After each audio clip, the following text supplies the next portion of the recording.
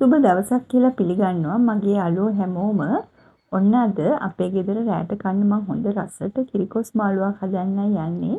අපි අද රෑට මේ රස කිරිකොස් මාළුවත් එක්ක පැටි පාන් එහෙම නැත්නම් ඩබල් රෝස් පාන් කන්න කියලා තමයි හිතුවේ.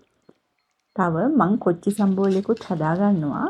මං ඔයාලත් එක්ක මේ හදන කිරිකොස් මාළුව ෂෙයා කරගන්න හිතුවා. ඇත්තටම මේකත් එක්ක පාන් රාත්‍රියක්ම කන්න පුළුවන්.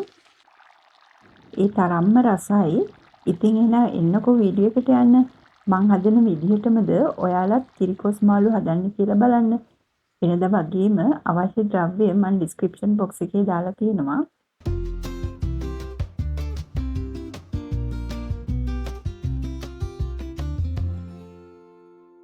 මේ අපේ ගෙදර තියෙන පරණම වරක ගහක හැදුණු කොස් ගෙඩියකින් සුද්ධ කරලා අරගත්ත කොස් මදුළු ග්‍රෑම් 600ක් වගේ තමයි මෙතන තියෙන්නේ. මං ඉස්සෙල්ලාම කොස් මදුළු වලින් කොස් ඇට ටික ඉවත් කරගෙන තලලා පොතු සුද්ධ කරගත්තා.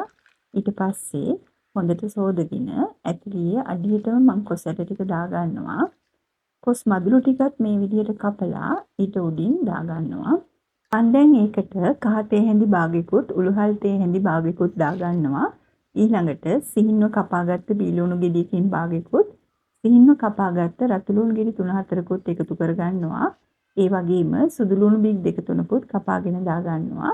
ඊළඟට මම මේකට කපාගත්ත අමුරිස් කරල් 2කුත් එකතු කරගන්නවා. කරපිංචා හොරකුත් දාගෙන රස අනුව ලුණු ටිකකුත් දාගන්නවා. ඊළඟට මෙන්න මේ විදිහට හොඳට මිශ්‍ර කරගන්නවා.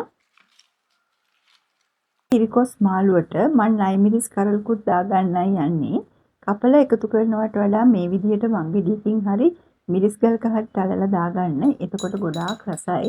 නයිමිරිස් රසට අකමැති කෙනෙක් නොදා හිටියට ප්‍රශ්නයක් නැහැ. ඊළඟට මං දිය කිරි එහෙම නැත්නම් දෙවෙනියට මිරිකගත්ත කිරි කෝප්ප දෙකක් එකතු කරගෙන පියන වහලා කොස් ටික තැම්බෙනකන් අඩු ගින්දරේ තියාගන්නවා. මේ වෙලාවේ පියන ඇරලා ටිකක් හැන්දෙන් මිශ්‍ර කරගන්නවා. මේ විනාඩි 10කට විතර පස්සේ කිරි ටික හොඳට හිඳිලා බලමු කොස් ඇට තැඹිලාද කියලා. කොස් ඇට ටික නම් හොඳට තැඹිලා. මේ වෙලාවේ මම මිටිකිරි කෝප්ප එකක් දාගන්නවා. කිරි ටික උතුරන කල් පියන ටිකක් වහලා අඩු ගින්දිරේම තියාගන්නවා. මේ කිරිකොස් මාළුවට මං හොදි ටිකක් වැඩියෙන් තියෙන්න තමයි හදාගන්නේ.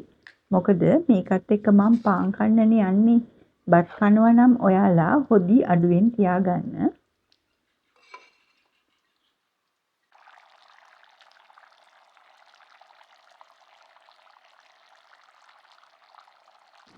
දැන් අපි ටෙම්පරාදුව හදාගමු.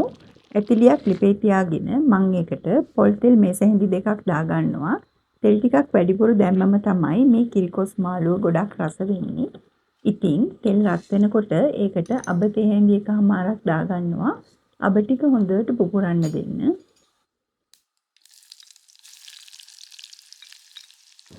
ඊළඟට සිහින්ව කපාගත්ත බීලුණු ගෙඩි භාගයකුත් සිහින්ව කපාගත්ත සුදු ලුණු ගෙඩි 2-3කුත් කරපිංචා රම්පෙත් එකතු කරගෙන හොඳට ටෙම්පරාදු කරගන්නවා.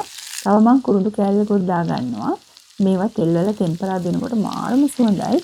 ඊළඟට උළුහල් තේ හැඳි භාගයකුත් විලි මිරිස් කරල් 2කුත් කඩාගෙන මම මේ ටෙම්පරාදුවට එකතු කරගන්නවා. මේවා හොඳට තෙල් වල ටෙම්පරාදු වෙන්න ඕන. අන්තිමටම ලිපේ ගින්දර නිමලා මිරිස් කුඩු තේ හැඳකුත් එකතු කරගෙන හොඳින් මිශ්‍ර කරගන්නවා. ගින්දර සැර වැඩි වුණොත් මිරිස් කුඩු ටික පිච්චෙන්න බලයි. ඒ නිසා ඔයාලා ලිප නිවලා මිරිස් කුඩු ටික එකතු කරගන්න. දැන් ඉතින් මේ සුවඳ රසම රස ටෙම්පරාදුව කිරිකොස් මාළුවට දාගමු. ඇත්තටම මාරම සුවඳයි. මේ විදිහට හදන කිරිකොස් මාළුවක් එක්ක බඩ පිරෙන්න පාන් හරි බත් හරි කන්න පුළුවන්. ඒ තරම්ම රසයි. ඔයාලත් try කරලා බලන්නකෝ. ඉතින් ඔයාලත් මේ විදිහට කිරිකොස් මාළුවක් හදලා ඒකත් එක්ක ඩබල් රෝස් පාන් කාලා බලන්නකෝ. අනිවාර්යෙන් ඔයාලා කැමති වෙනවා. තවමත් මාව subscribe කරලා නැත්නම් subscribe කරලා ළඟම තියෙන bell icon එකත් click කරන්න කියලා මං ආදරෙන් ඉල්ලනවා. එතකොට ඔයගලන්ට මම දාන අලුත්ම වීඩියෝ දාපු ගමන්ම බලා ගන්න පුළුවන් වෙයි. ඉතින් වීඩියෝ එක හොඳ නම් like කරලා ෂෙයා කරලා කමෙන්ට් එකක් දෙන්න අමතක කරන්නත් එපා. අදට මං ගිහින් තවත් රසවත් රෙසිපි එකක් අරගෙන ඉක්මනටම ඔයාලව හමු වෙන්න එන්නම්. ඔයාලා හැමෝටම ගොඩාක් ස්තුතියි.